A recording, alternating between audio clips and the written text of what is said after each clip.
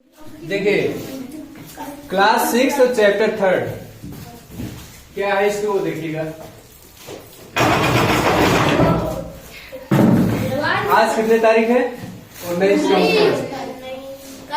19 नवंबर सन 2022। देखिए ये चैप्टर का नाम है नदी घाटी सभ्यता। ठीक है, सभ्यता होगा, नदी घाटी सभ्यता।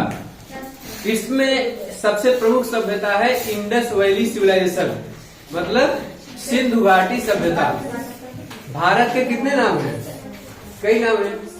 इंडिया है, भारत है, जम्मू द्वीप है, ठीक, और हिंदुस्तान है, कब्रिस्तान। तो जो इंडिया जो है, इंडिया नाम कैसे बना इसका वो समझो। इंडिया इंडस सबसे आया है, बात ध्यान से समझो, ठीक है। इंडस वैली सिविलाइजेशन, सिंधु घाटी सभ्यता कहते हैं इसको। कोई भी सभ्यता नदी के किनारे ही क्यों पनपती है, सबसे बड़ा क्वेश्चन ये है, ठीक है।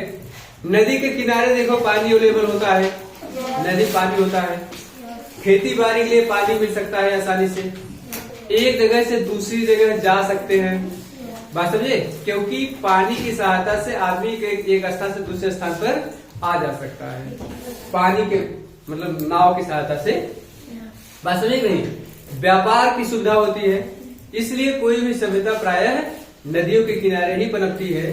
तो प्रमुख सभ्यता में सबसे पहली सभ्यता है इंडस वैली सिविलाइजेशन। नदी घाटी सभ्यता में सिंधु घाटी सभ्यता। सिंधु घाटी सभ्यता में हड़प्पा आपको पढ़ाएंगे, मोहनजोदड़ो पढ़ाएंगे, लोथल पढ़ाएंगे, कालीबंगा, धौलावीरा, रोपड़, ठीक है, इन सब का अध्ययन इसमें किया जाएगा। यहाँ पर देखो विश्व की प्राचीन सभ्यताओं का विकास नदियों के किनारे हुआ। सिंधु एक नदी है, उसका नाम है सिंधु। सिंधु नदी के किनारे जो सभ्यता पनपी उसको सिंधु घाटी सभ्यता कहते हैं। सिंधु को अंग्रेजी में इंडस कहा जाता है, इंडस वैली सिविलाइजेशन। देखो ये है इंडस वैली सिविलाइजेशन।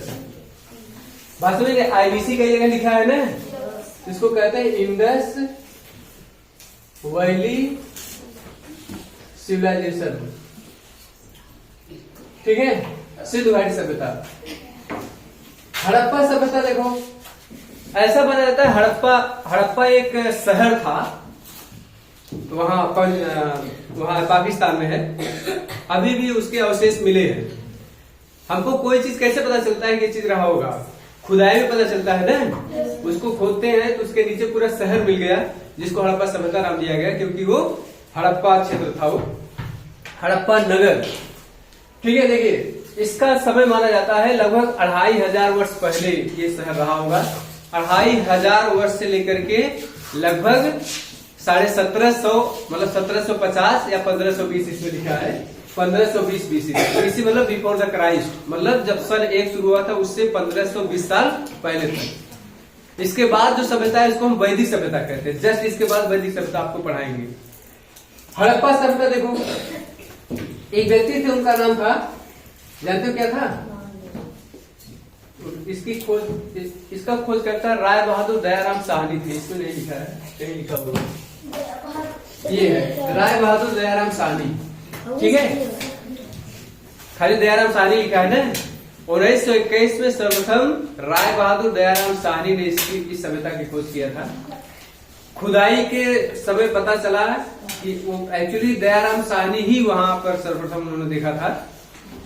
तुम लोग एक कहानी बताए थे ना, रेलवे का वो ट्रैक बिछाया जा रहा था, तो ईंट की कमी पड़ी थी, जो वहां से निकालने के लिए तो पूरा भड़बड़ा के गिर गया, और जो ये पूरा शहर नीचे मिला, जिसको हड़प्पा नाम दिया गया था, ठीक है। देखो यह सभ्यता पूरी नगरी थी।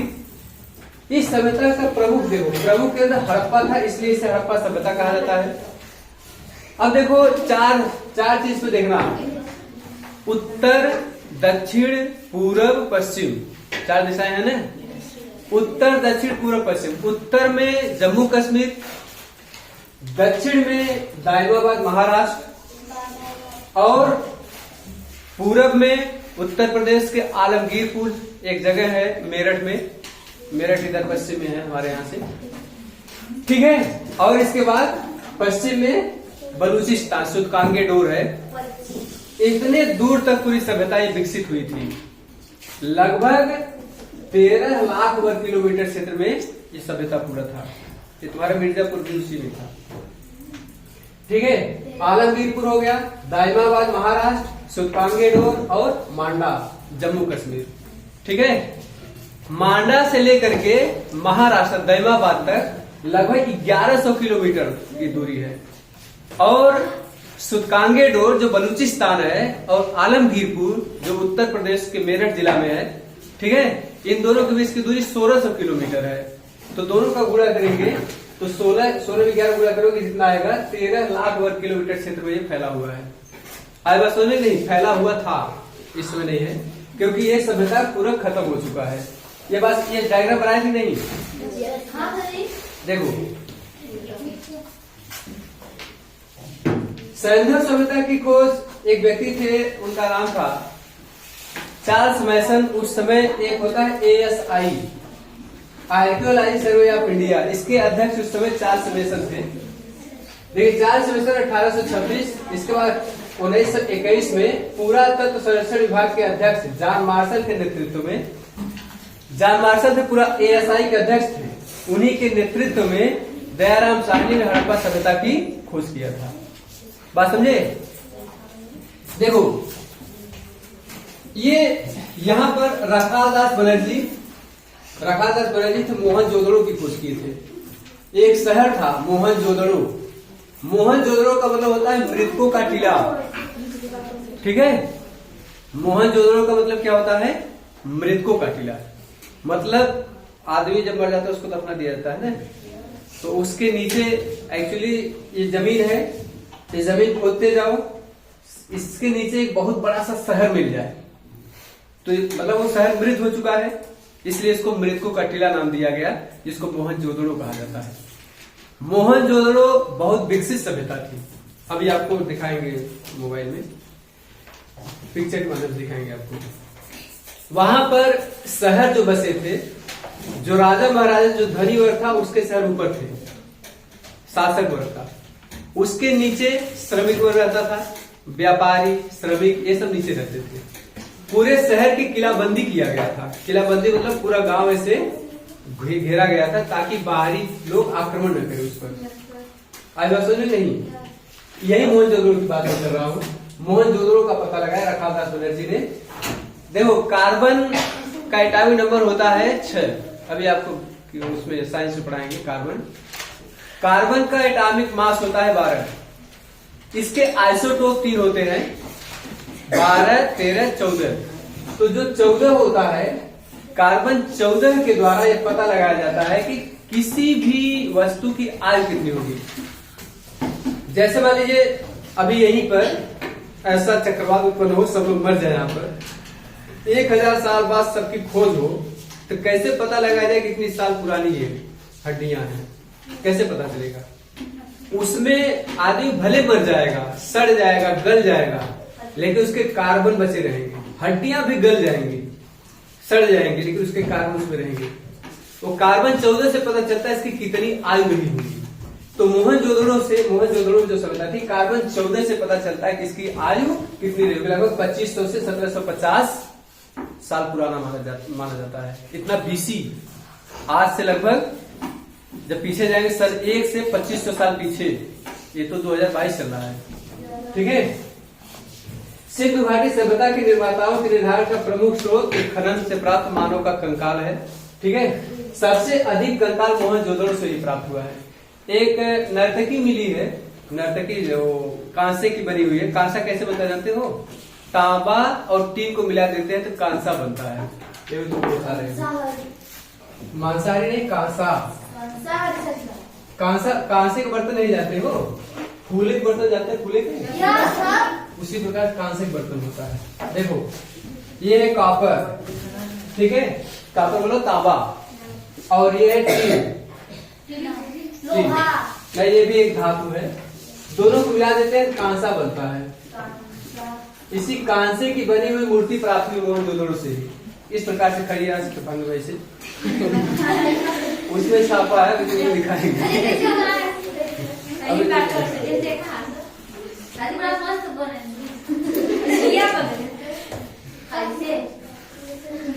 ऐसा ही है, देखो तुमको दिखा रहे हैं, ये देखो ऐसे ही।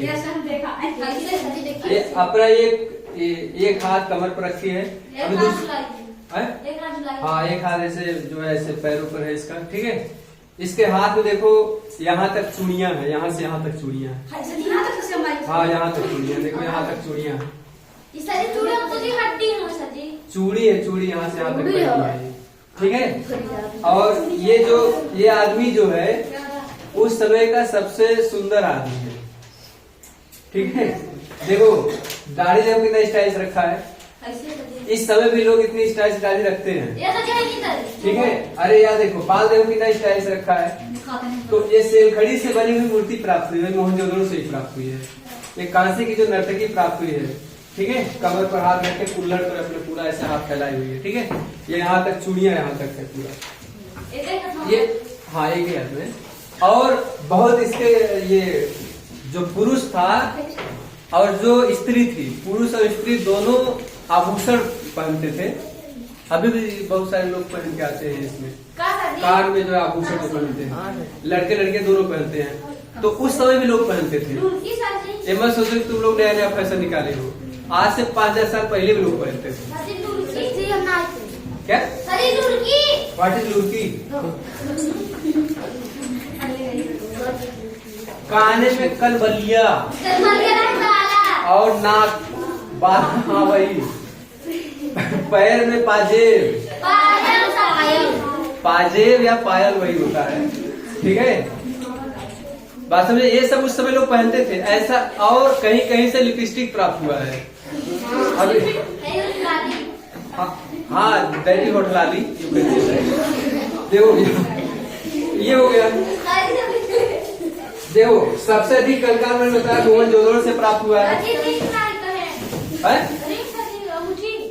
सब प्राप्त हुआ है, कह तो रहे हैं। पूरा एक पेटी प्राप्त हुआ है, उसमें सब रखा गया है, ठीक है। मंजूसा उसको कहते हैं। उसे प्राप्त उसी में से पता चलता है कि क्या क्या चीजें इस्तेमाल हो रही होंगी। बात समझे कहीं? यहाँ पर देखो लिखे होंगे लिपस्टिक, यहाँ पर कहीं पर देखो जो मानव था, 4 प्रकार के मानव के साक्ष्य प्राप्त होते हैं। देखो एक होता है, उसका नाम है भूमध्य सागरी, ठीक है। दूसरा है प्रोटो ऑस्ट्रेलाइड, तीसरा है अल्पाइन, चौथा है मंगोलायड। सही से रख दो।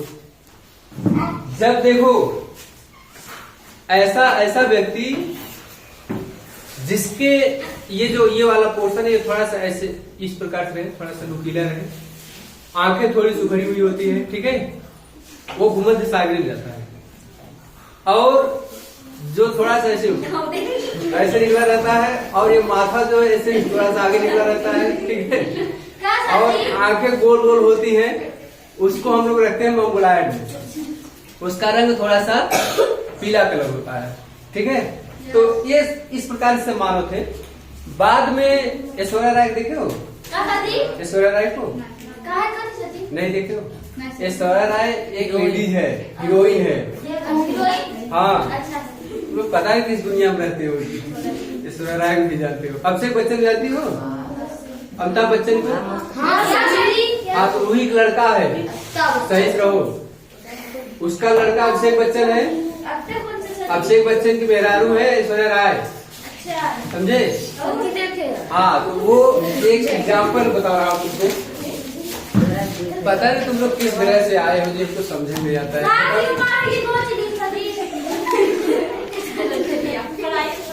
देखो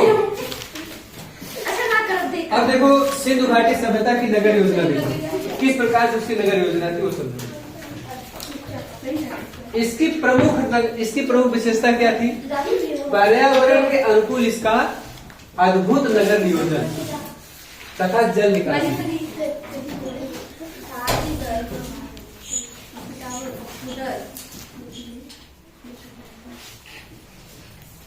देखो सिंधु घाटी सभ्यता की नगर नियोजन प्रणाली कैसी थी। यहाँ पे जो नगर बसा था वो देखो,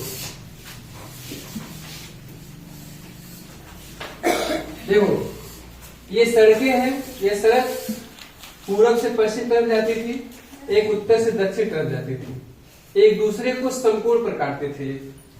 ठीक है, 90 डिग्री का कोण बन गया, जिसको समकोण कहते हैं। उस समय की जो सड़कें थी इस प्रकार से थी। कितना बढ़िया नगर नियोजन था सब। जो शहर बसा था इसके किनारे, इसके जो दरवाजे खुलते थे इधर नहीं खुलते थे, ये पूरी कॉलोनी बसाई गई थी, ये गली में खुलते थे।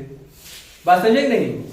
एक जगह अपवाद है, यहाँ देखो इससे लिखा है, इसकी प्रमुख विशेषता थी पर्यावरण के अनुकूल इसका अद्भुत नगर नियोजन। सड़कें एक दूसरे के समकोण पर काटती थी। ठीक है, नगर में देखो सभी नगर दो भागों में विभक्त थे। यहाँ पर एक उच्च वर्ग होता था और एक निम्न वर्ग होता था। उच्च वर्ग के मकान काफी बड़े होते थे, इसके चारों तरफ किलाबंदी होता था इस प्रकार से, ताकि इसकी सुरक्षा किया जा सके। बात समझ नहीं? यहां जो रहते थे शासक वर्ग रहते थे, और यहां श्रमिक, ठीक है, खेती बाड़ी करने वाले, व्यापारी, ये सब के सब यहाँ रहते थे छोटे छोटे कॉलोनी में। और ये जो थे यहाँ 2 मंजिला मकान मिला है, इस प्रकार से 2 मंजिला मकान होते थे, और इस पर चढ़ने के लिए सीढ़ियां होती थी। इस प्रकार सीढ़ी बनी होती थी ऊपर चढ़ने के लिए। ठीक है, सीढ़ी पता नहीं इसमें लिखा नहीं लिखा। देखो प्रथम भाग ऊंचे दुर्ग जो शासक वो रहते थे, दूसरे भाग में नगर देखो अपेक्षाकृत बड़े थे। आमतौर पर यहाँ सामान्य नागरिक, व्यापारी, शिल्पकार, कारीगर, श्रमिक ये सब रहते थे यहाँ पर। बात समझ नहीं? सड़कों के किनारे को ये जो नालियां यहाँ से जाती थी, सड़कों के किनारे सब ये जो शहर बसाए गए हैं, यहाँ लोग नहाएंगे ही। इस घर के अंदर सभी घरों में लगभग स्नानागार मिले हैं, मतलब स्नानागार में नहाने के लिए स्थान। यहाँ पर अनाज रखने के लिए घर बना हुआ था, जिसको अन्नागार कहते हैं, अन्नागार और स्नानागार, ये सब प्राप्त हुए हैं। स्नानागार, ये स्नान जब नहाएंगे तो पानी जाएगा कहाँ? तो इसी के जस्ट किनारे लगी होती थी नाली। ये नाली जो है एकदम सुनियोजित नाली थी, पूरा ऊपर से ढकी हुई है। ये नाली जाकर के मुख्य नाले में जुड़ी होती थी, पूरा नाली ढका हुआ ताकि प्रदूषण न फैले। वास्तव में देखो कितना बढ़िया व्यवस्था है। आज नाली देखो खुली ऐसी पड़ी रहती है, समझे? उस समय ज्यादा असभ्य हम लोग हैं, उस समय ज्यादा सभ्य लोग थे। ये जानते हो सड़कों पर मुंह क्यों नहीं खोलते थे? गाड़ियां नहीं चलेंगी, प्रदूषण होगा। ठीक है, और लोग बार बार निकलेंगे, सड़कों पर जा सकते हैं, ठीक है, हानि हो सकती है। इसलिए इधर तरफ मुंह और खिड़कियां नहीं खुलती थी, मुहारे नहीं खुलते थे, ये हमेशा गलियों में खुलते थे, पीछे तरफ खुलते थे। बात समझ रही? यहाँ पर देखो ये सब सारी बातें हैं। अब देखो सड़कों के किनारे नालियां होती जो ढकी होती थी। हड़प्पा, कालीबंगा, मोहनजोदड़ो की नगर नियोजन लगभग एक समान थी। देखो हड़प्पा, कालीबंगा तथा मोहनजोदड़ो, इसकी नगर नियोजन एक समान थी। लेकिन एक शहर ऐसा था जो इससे थोड़ा सा भिन्न था, कालीबंगा और रंगपुर। कालीबंगा और रंगपुर की नगर नियोजन एक दूसरे से भिन्न थी, क्योंकि यहां पर जो है ईंटों का प्रयोग हुआ। देखो ये हड़प्पा, कालीबंगा, मोहनजोदड़ो, इस सब में पकी ईंटों का साक्ष्य मिलता है। लेकिन रंगपुर तथा एक शहर और है कालीबंगा। कालीबंगा से ये इसमें पकी हुई ईंटों का प्रयोग नहीं मिलता है। रंगपुर को छोड़कर सभी इसमें हाँ पकी हुई ईंट नहीं मिलता है। पकी हुई ईंट एक जगह से मिला है, ईंट लगभग गोलाकार है, ठीक है। ईंट हमेशा चौकोर होता है ना, आयताकार में ऐसे होता है, इस प्रकार से होता है, ठीक है। लेकिन कुछ जगह ऐसे जो कि गोलाकार ईंट मिला है, गोलाकार ईंट का प्रयोग सजावट के रूप में, मतलब दीवार वार बनाते उसको डेकोरेट करने के लिए किया जाता था। देखो कालीबंगा तथा रंगपुर को छोड़कर सभी में पकी ईंटों का प्रयोग हुआ है। आमतौर पर प्रत्येक घर के आंगन में रसोई घर, स्नानागार, ये सब मैंने आपको बता दिया। अच्छा बताओ, घर बना है इसमें रसोई घर नहीं रहेगा तो खाना कहाँ बनेगा? इसलिए स्नानागार, अन्नागार, रसोई घर आमतौर पर सभी घरों में मिलते हैं। नहाने के लिए जगह, खाना बनाने के लिए और अनाज रखने के लिए, ये सब लगभग सभी घरों में ये सब प्राप्त हुआ है। ठीक है। बड़े बड़े भवन हड़प्पा तथा मोहनजोदड़ो की विशेषता है। मैंने कहा 2-2 तल के मकान मिले हुए हैं। किलेबंदी भी प्राप्त होती है, ये पूरा किलाबंदी हो गया। ठीक है। देखो मोहनजोदड़ो का विशाल स्नानागार, मैंने बताया ये मोहनजोदड़ो जो ये सभ्यता था, इसमें बहुत बड़ा स्नानागार मिला है जिसमें सामूहिक रूप से लोग नहा सकते थे।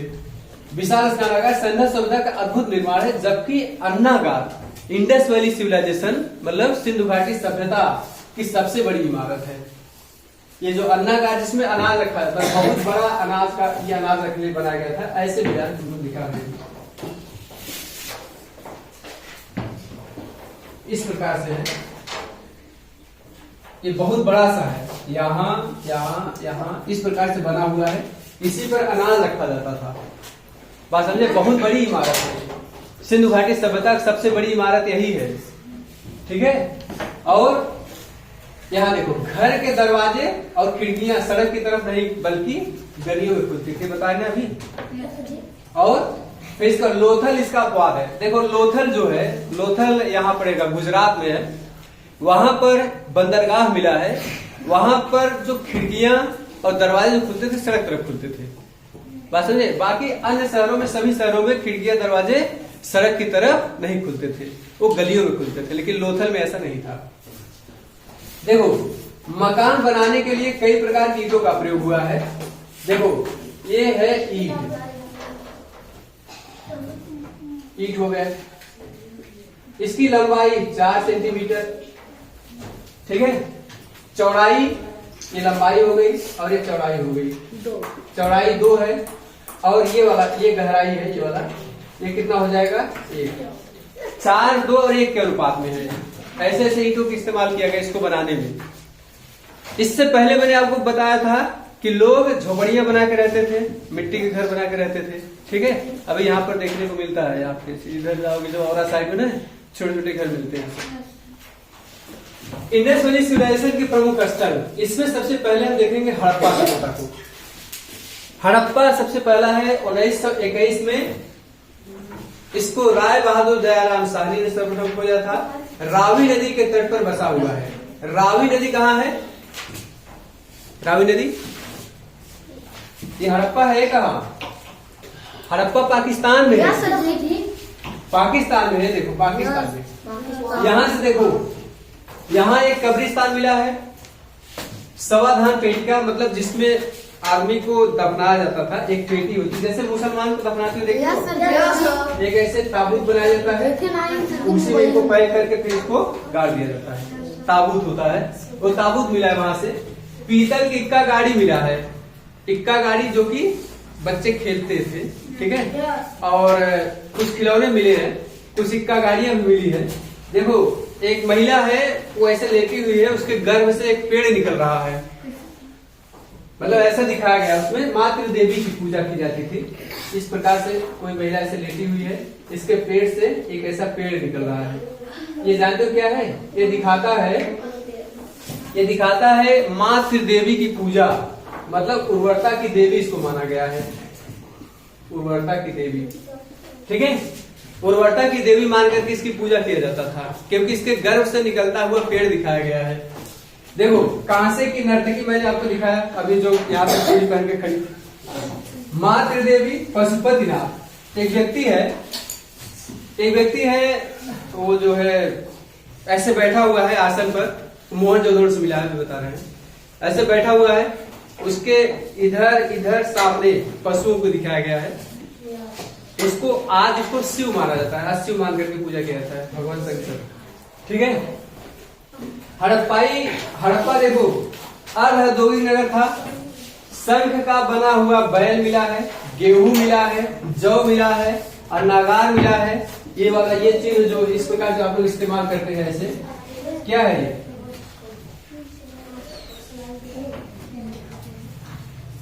ये क्या है? स्वास्तिक।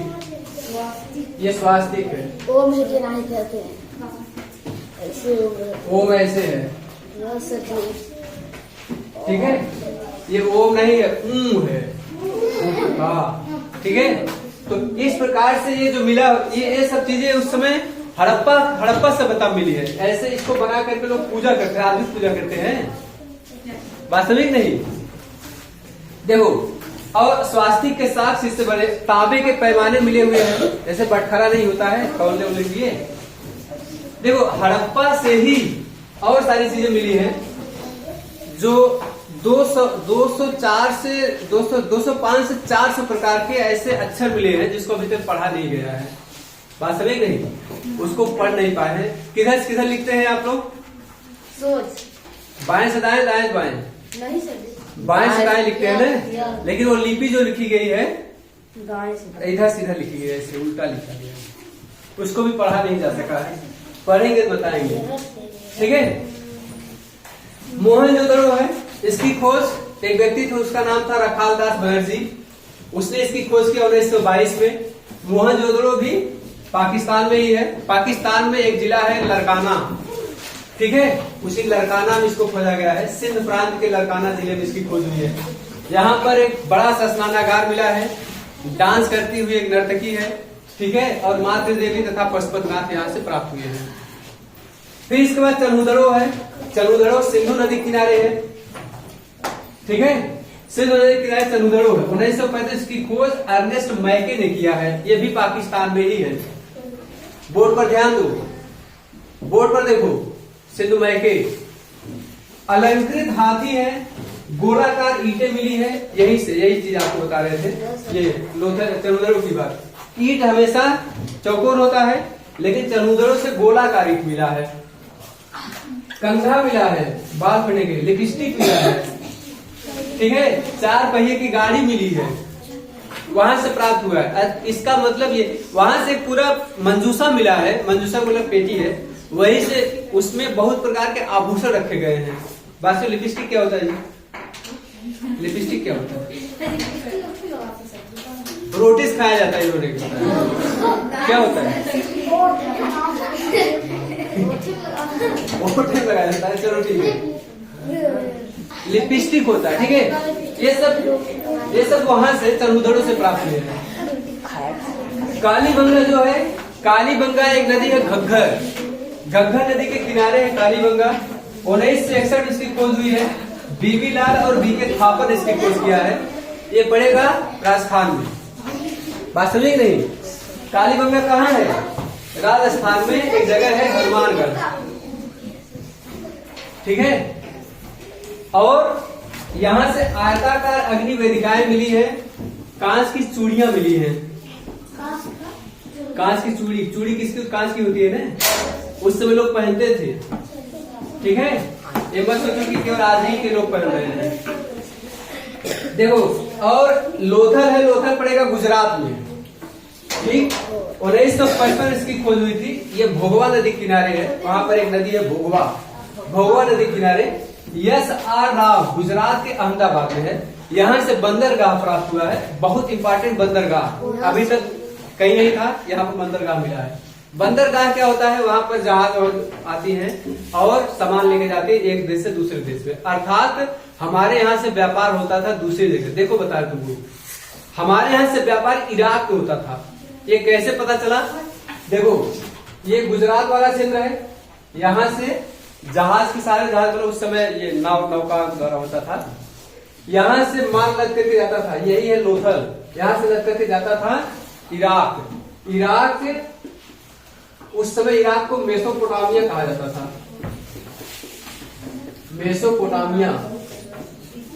मेसोपोटामिया से प्राप्त हुआ है। कैसे पता चला? ये कैसे पता चला कि हमारा व्यापार मेसोपोटामिया से होता था? क्योंकि जो मुहर यहाँ से मिला है वही मुहर यहाँ को मिला है। और जो डरिया वाला दिव्य नहीं दिखाए हैं, यहाँ भी प्राप्त हुआ, यहाँ प्राप्त हुआ है। इससे पता चलता है कि हमारा व्यापार यहाँ से यहाँ होता था। मेसोपोटामिया का व्यापार हड़प्पा से होता था। बात समझे कि नहीं? बनावली ये सरस्वती नदी किनारे है। 1973 में इसकी खोज हुई थी। आर.एस. बिष्ट इसकी खोज किए थे। ये हरियाणा जिले के हरियाणा राज्य के फतेहाबाद जिले में है बनावली। ठीक है, देखो हल्की आकृति वाले मिट्टी के खिलौने मिले हैं, जौ मिला है, तांबे के बाराग, ये बाण है, बाण इस प्रकार से ऐसे ये वाला तांबे का बना हुआ है। इससे पता चलता है कि वो लोग शिकार भी करते थे। हड़प्पा सभ्यता बहुत शांति प्रिय थी। वो लोग एक दूसरे से लड़ाई झगड़ा नहीं करते थे, क्योंकि वो लोग व्यापार पर ज्यादा ध्यान केंद्रित था उनका। ठीक है, नगरीकृत सभ्यता थी, व्यापारिक केंद्रित थी, इसलिए ये लोग ज्यादा मार झगड़ा ध्यान नहीं देते थे। एक है कोटदीजी। कोटदीजी सिंधु नदी किनारे है। 1955 में इसकी खोज हुई थी। फजल अहमद खान इनका नाम है। फजल अहमद खान ने इसकी खोज किया था। पाकिस्तान में यह जगह है। ठीक है, रंगपुर, अभी रंगपुर आया था, जहां पर कच्ची ईंट मिली है। ठीक है, और ये पड़ेगा भादर नदी के किनारे। 1924 की खोज हुई थी। S.R. राव इसकी खोज किया था, और यह गुजरात में पड़ेगा। अगला है रोपड़। रोपड़ पड़ेगा पंजाब में। पंजाब में नदी है सतलज। सतलज नदी के किनारे रोपड़ है। यहाँ यज्ञदत्त ने इसकी खोज किया था। ठीक है, देखो अगला है आलमगीरपुर। आलमगीरपुर यही मेरठ में ही है। हिंडन नदी के किनारे, ये उत्तर प्रदेश में ही है। हिंडन नदी के किनारे इसको खोजा गया है, मतलब खन के निकाला गया है। ठीक है, यज्ञदत्त ने इसकी खोज किया था। आलमगीरपुर बता दी। अब देखो एक है सूतकांगे डोर। सूतकांगे डोर ये क्या है वो देखो।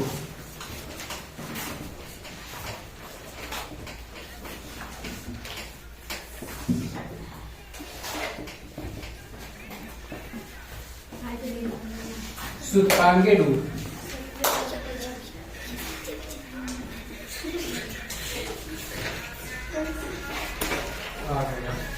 देखो, सूतकांगे डोर, सूतकांगे डोर, सूतकांगे डोर देखो गया। सूतकांगे डोर दास का है। 1927 में आर्यल पाकिस्तान में जगह है। ठीक है, ये सब चले गए, कोई बात नहीं, जाती जो चला गया उसको लिखिए। देखो ये जो यहाँ पर ये हड़प्पा सभ्यता की बात है। मोहनजोदड़ो से क्या क्या मैंने बताया, नर्तकी, ध्यान देना। मोहनजोदड़ो, हड़प्पा, राखीगढ़ी, रोपड़, तीन चीजें मत भूलना। मोहनजोदड़ो, हड़प्पा और कौन, राखीगढ़ी, बस राखीगढ़ी। देखो मोहनजोदड़ो,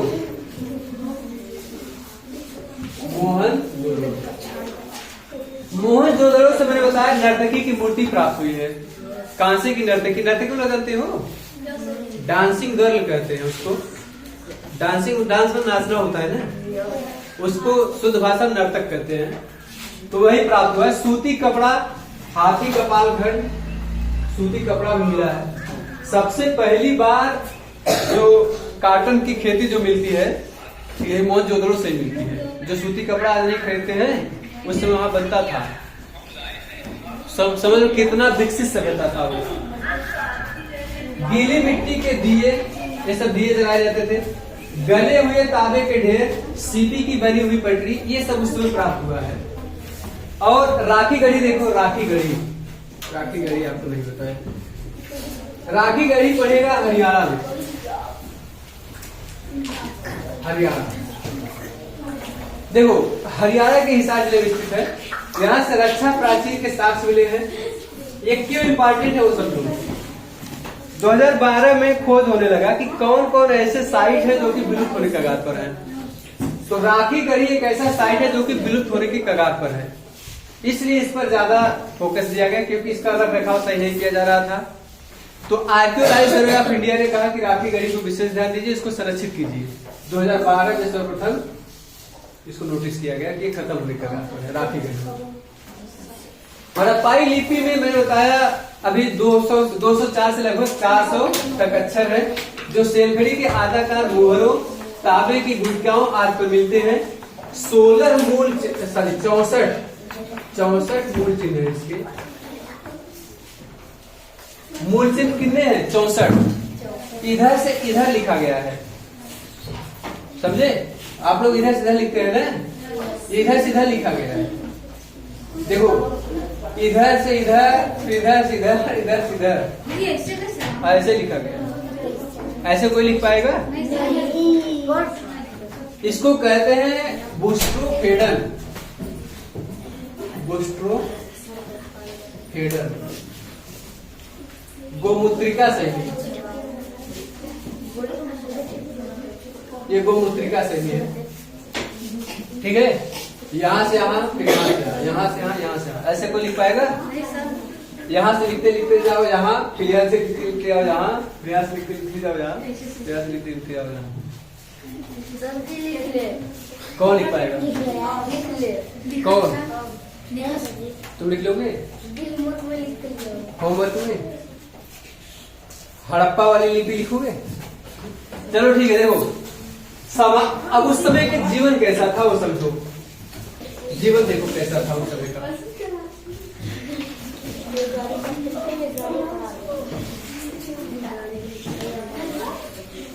देखो जीवन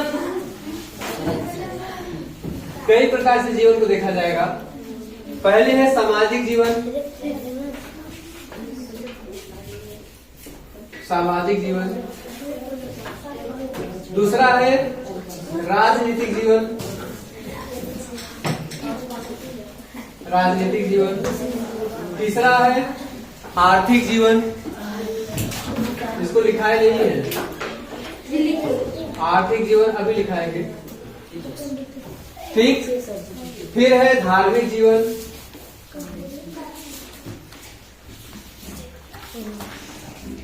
सामाजिक, आर्थिक, राजनीतिक। राजनीतिक के लिए क्या है? सामाजिक, आर्थिक, राजनीतिक, धार्मिक, सांस्कृतिक जीवन।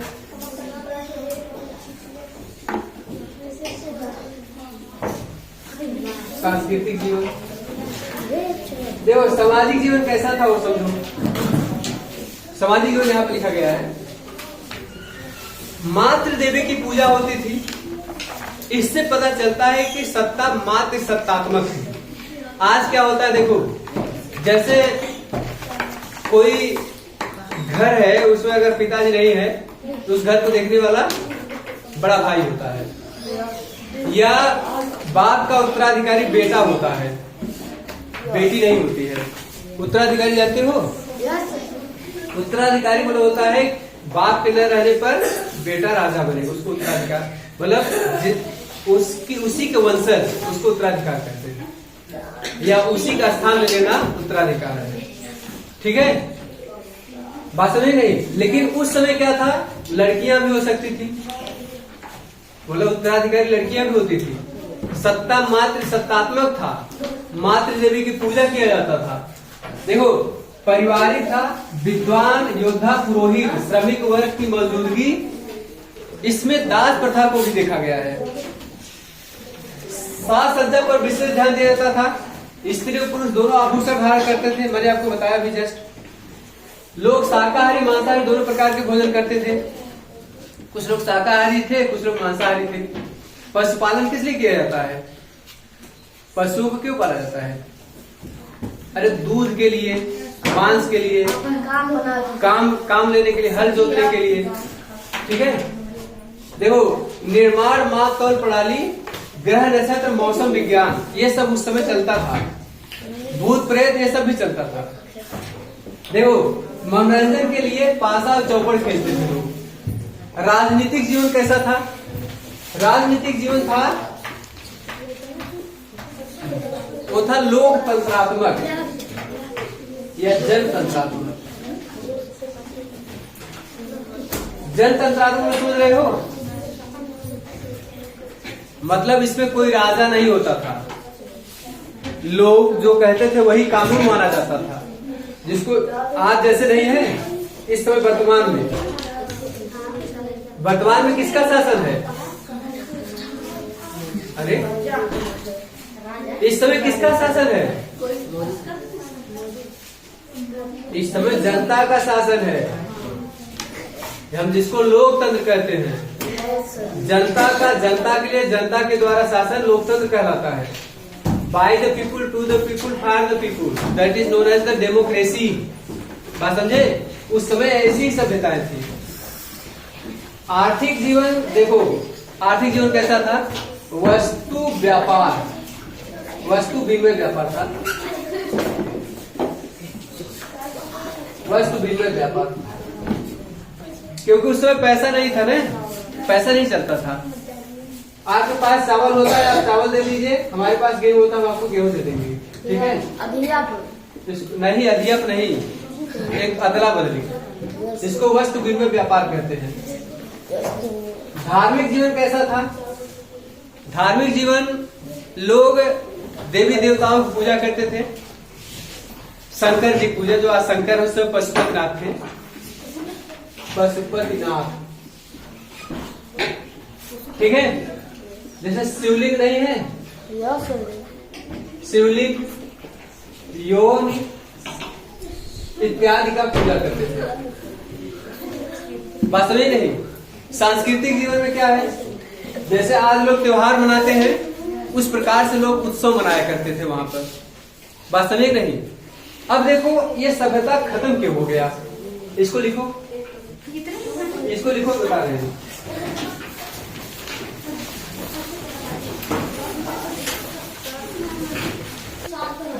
देखो सामाजिक जीवन के बाद देखो आर्थिक जीवन। राजनीतिक जीवन कैसा था?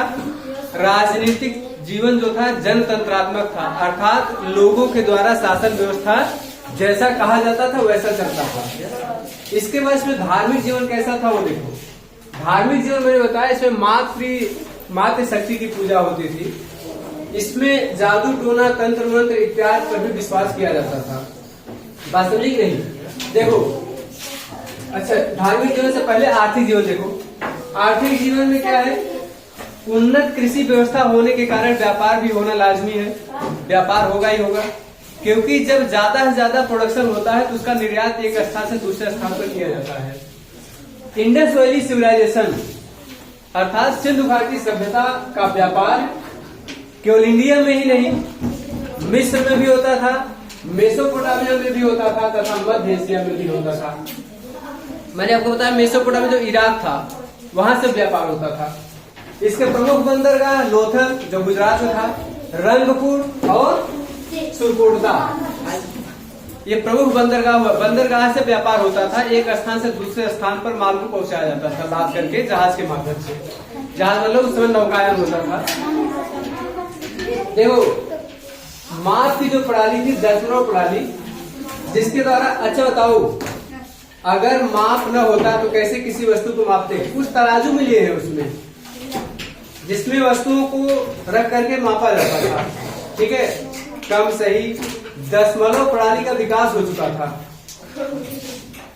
बात समझ गई? दशमलव प्रणाली जो था वो प्रायः यहाँ पर देखो आज भी दशमलव प्रणाली चलता है। 16 के गुणक में होता था। गेहूं, जौ, राई, मटर, तिल, सरसों, कपास, उस समय के उपजाए जाने वाली ये सब फसलें हैं। सबसे पहले कपास सिंधु सभ्यता के लोगों द्वारा उपजाया गया, जिसको यूनानियों ने कपास नाम नहीं दिया, वो लोग सिंडस नाम देते थे। आई बात समझ में नहीं? तरबूज, नारियल, नींबू, केला, खरबूज, ये खरबूज है, ये सबसे परिचित थे। देखो आम नहीं है, देख लो, महुआ नहीं है, ये सब रहता है, क्या नहीं था, तो आप महुआ इसमें नहीं है, ठीक है? हाँ, तो तरबूज, खरबूज, नारियल, नींबू, केला, ये सब से परिचित थे। प्रमुख खाद्यान्न क्या था? गेहूं और जौ था, ठीक है? इस सभ्यता में फावड़ा या फाल नहीं हुआ करता था, क्योंकि धातुओं का इस्तेमाल कम किया जाता था। ज्यादा से ज्यादा जो खेती बाड़ी करने के जो हल था वो लकड़ी के बनाए जाते थे। उस समय लोहे का आविष्कार नहीं हो पाया था, लोहा नहीं मिला था। लोहा था लेकिन जो लोग जान नहीं पाए थे। तांबे का इस्तेमाल करते थे, कांसे का इस्तेमाल करते थे। देखिए सैंधव नगरों में कृषि उत्पादों की आपूर्ति ग्रामीण से होती थी। आज भी गेहूं चावल कहाँ से आता है? गांव से शहर में जाता है ना, तो वही शहर से कहाँ? गांव से शहरों में जाता है। शहर वाले कहा खेती करें, छत तो नहीं, ठीक है। देखो ग्रामीण होती थी, इसलिए अन्नागार नदियों के किनारे बनाए गए होते थे। देखो पशुपालन का भी विकास हुआ। कुबड़ वाले बैल, भेड़, बकरी, हाथी, भैंस, गाय, गधे, सुअर, कुत्ता, ये सब होने करवा। देखो घोड़ा नहीं है इसमें, ध्यान दो। घोड़ा क्या, कहाँ घोड़ा है इसमें? घोड़ा आएगा वैदिक काल में, ठीक है, इसमें घोड़ा नहीं है। कहाँ है? गधा है, गधा। देखो ये सब अच्छा व्यापारिक केंद्र जो बनाए गए थे वो नदियों किनारे क्यों बनाए गए थे? बताओ जी, नदियों किनारे क्यों बनाए जाते थे?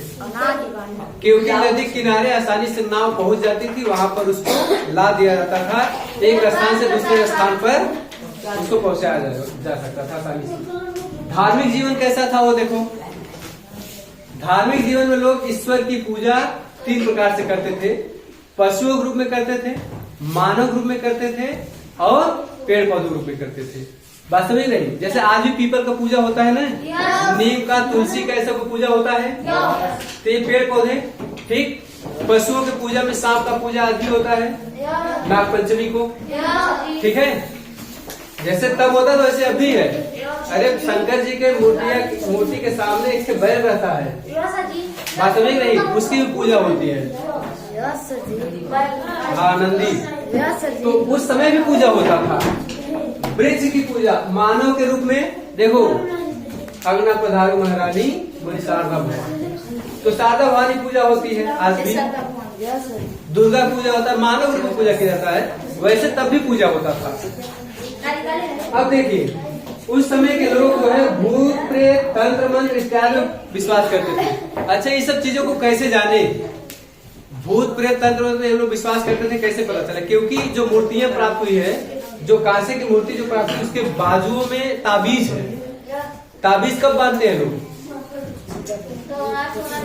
हाँ, जब टोना लगता है भूत प्रेत पकड़ता है तो बाबा जी वही उसको बांधते हैं। हाँ वही है। तो देखो ताबीजों के आधार पर इसका अनुमान लगाया जाता है कि तंत्र मंत्र, जादू टोना ये सब उस समय था। कुछ जगहों पर बलि प्रथा भी देखने को मिला है। बलि प्रथा मतलब समझ रहे हो क्या होता है? बलि, हाँ काट करके। देखिए ये लोग माँ त्रिदेवी की पूजा करते थे। रुद्र देवता जो इस समय जो शंकर जी हैं उनको रुद्र देवता के रूप में पशुपतिनाथ के रूप में पूजा जाता था। लिंग योनि आदि की पूजा किया करते थे। वृक्ष, पशु, सांप, पक्षी इत्यादि की पूजा उस समय होती थी। बात समझ नहीं? अरे सांप की पूजा अभी होता तब भी होता था। देखिए विशाल स्नानागार, जो बड़ा सा स्नानागार अभी जैसे मैंने मोहनजोदड़ो बताया है, मोहनजोदड़ो से एक बड़ा सा स्नानागार प्राप्त हुआ है ना। वो स्नानागार किस लिए होता था? उन लोग ऐसा मानना था कि जब पूजा पाठ होता है तो उसका इस्तेमाल ये जो क्या कहते हैं यज्ञ के रूप में किया जाता था। यज्ञ होता है ना, यज्ञ नहीं होता है, उसी रूप में इसका इस्तेमाल किया जाता था। आई बात समझ में नहीं? देखो उनका मानना था जब आदमी मर जाता है तो फिर से जन्म लेता है, अर्थात वो लोग पुनर्जन्म में विश्वास करते थे। क्यों ऐसा कैसे पता चला? क्योंकि जब आदमी मर जाता था तो उसके साथ उसके खाने पीने की वस्तुओं को भी उसके साथ दफना जाता था। उनका ऐसा मानना था कि ये आदमी फिर जिंदा होगा तो अपना खाएगा, ठीक है। देखो व्यवहारिक यहाँ पर धार्मिक दृष्टिकोण एक्चुअली उस समय लोग जो देखते थे वही मानते थे, जो नहीं देखते उसको नहीं मानते। जैसे सांप देखे, पशुओं को देखे, पेड़ पौधों को देखे, इस सबको जो देखे उसी को मानते थे। ये नहीं कि पारलौकिक में कोई होगा, ऐसा उनका कोई मानना नहीं था। बात समझे? जो प्रत्यक्ष सामने है उसी की पूजा करते थे। देखो एक मूर्ति प्राप्त हुई, एक ये माटी मूर्ति है, मृण मूर्ति है, उसके पेट से एक पौधा निकल रहा है, उसको माँ त्रिदेवी मानते थे, उसकी पूजा किया जाता था। बात समझे? अब देखो पौधा दिखाया गया है जिसको उर्वरता की देवी कहते हैं। अरे जमीन क्या है? उर्वरता की देवी। आज धरती माँ नहीं कहते हैं, जो हमको सारी फसलें उगा के देती है। मेरे देश की धरती सोना उगले उगले हीरे मोती, सोना भी इसी से निकलता है, हीरा मोती भी इसी से निकलता है, पेड़ पौधे इसी से निकलते हैं, अनाज इसी से निकलते हैं, सब कुछ इसी से निकलता है ना। इसीलिए मातृ देवी को इसकी उपासना किया जाता था, उर्वरता की देवी माना जाता था। अब देखो सिंधु इतनी विशाल सभ्यता कैसे खत्म हो गई, बताओ। इतना नगरी था, इतना विकास इसका हुआ था, फिर भी ये पतन क्यों हो गया इसका? इसके पतन के कई कारण थे। एक्चुअली लोगों का ऐसा मानना है, अंतिम चरण में जब ये पहुंचा था उस समय ये पतन की तरफ था, शासन व्यवस्था ठीक नहीं था। कुछ लोग मानते हैं कि बाहरी लोग आक्रमण किए जिसके कारण सभ्यता विनष्ट हो गई, आर्यों का आक्रमण हुआ जिसके कारण सभ्यता खत्म हो गई। बात समझे, जैसे मुस्लिमों का आक्रमण बाद में हुआ था, अभी तुमको नहीं पढ़ा था कक्षा 7 में, उसी प्रकार से आर्यों के आक्रमण से इंडस वैली सिविलाइजेशन खत्म हो गया। ये मानना है किसका? गार्डन ऑफ चाइल्ड था, व्हीलर का। ये विद्वान है, चाइल्ड और व्हीलर इनका नाम है, ठीक है। वाह आक्रमण से इनका मानना है कि ये सभ्यता खत्म हो गया। लोग आए, ये लोग जो बस्तियों में रहते थे इनको मारे पीटे और फिर इनका पूरा बस्ती जला दिए, ये पूरा विनष्ट हो गया, फिर ये लोग इस पर राज करने लगे, इनका ऐसा मानना है। जॉन मार्शल और मैके तथा एस.आर. राव का मानना यह है बाढ़ के कारण ये पूरी बस्तियां डूब गई। बात समझे कि नहीं? आर.एल. स्टाइन और अमलानंद घोष, जलवायु क्या होता है? इनका मानना है एक जलवायु परिवर्तन के कारण ये लोग अपने मतलब वातावरण जब चेंज होता है उसके अनुसार अगर अपने आप को नहीं ढाल पाओगे तुम्हारी मृत्यु निश्चित है, चाहे कोई भी होगा तो मरेगा ही मरेगा। तो इनका ऐसा मानना है कि अमलानंद घोष का जलवायु परिवर्तन हुआ, ये लोग अपने आप को नहीं बदल पाए जिसके कारण ये पूरी सभ्यता खत्म हो गई। एम.आर. साहनी का मानना यह है कि पानी बहुत तेज से ऊपर उठा, ठीक है, परिणाम स्वरूप क्या हुआ? पूरी बस्ती दब गई, जल प्लवन कहते हैं। कुछ लोगों का मानना ऐसा है कि भू प्लेट खिसक गया, प्लेटें खिसक गई, जमीन नीचे जो प्लेटें होती है खिसकने के कारण पूरी बस्ती नीचे धंस गई। जैसे यही है, जब नीचे से पूरा प्लेट खिसक जाए पूरा क्या होगा? पूरा मकबरा धंस जाएगा, ठीक है। जॉन मार्शल का मानना यह है कुछ समय जो प्रशासनिक व्यवस्था था ठीक नहीं था, इसलिए पूरी सभ्यता खत्म हो गई। बात समझे नहीं? जब शासन प्रशासन ठीक से नहीं चलेगा लोग मनमानी हो जाएंगे, मनमानी होने के कारण लोग आपस में लड़ भिड़ करके खत्म हो गए। एक है कनेडी साहब का मानना यह है कि बहुत बड़ा प्राकृतिक आपदा आया था, प्राकृतिक आपदा उसी में बाढ़ आ जाएगा, प्लेटों का खिसकना आ जाएगा, ये सब के कारण लोग क्या हुए? दब के मर गए सब। अब क्या सही है इसकी सच्चाई सब लिखना पड़ेगा आपको। अब सैंधव लोगों के क्या योगदान है हमारे इस समय प्रेजेंट में सिंधु घाटी सभ्यता क्या योगदान है वो देखो। दशमलव प्रणाली आज भी इस्तेमाल होता है, जैसे कभी कभी तुम लोग दशमलव बुरा बताते हैं ना, दशमलव का जोड़ घटाना दशमलव का इस्तेमाल होता है, भाग जब लगाते हो तो भी दशमलव का इस्तेमाल होता है। बात समझे नहीं? दशमलव प्रणाली, माह तौल, नगर नियोजन, सड़कें, नालियां, सभ्यता, मातृ पूजा, पशुपति पूजा, ये सब के सब किसकी देन है? उसी समय देन। आज पूजा पाठ जो तुम लोग करते हो उस समय वहां होता था। बात समझ नहीं? कृषि व्यवस्था, बहुफसली कृषि व्यवस्था, अग्नि पूजा, व्यापार, ये सब किसकी देन है? ये सब इसी की देन है। व्यापार व्यापार जो होता है सब उसी समय होता था। बात समझे नहीं? बहुफसली आज जैसे गेहूं, चावल, जौ, बाजरा, मक्का, ये सब खेती होती है ना, होती नहीं होती है? ये सब बहुफसली कृषि है, उस समय भी हुआ करती थी।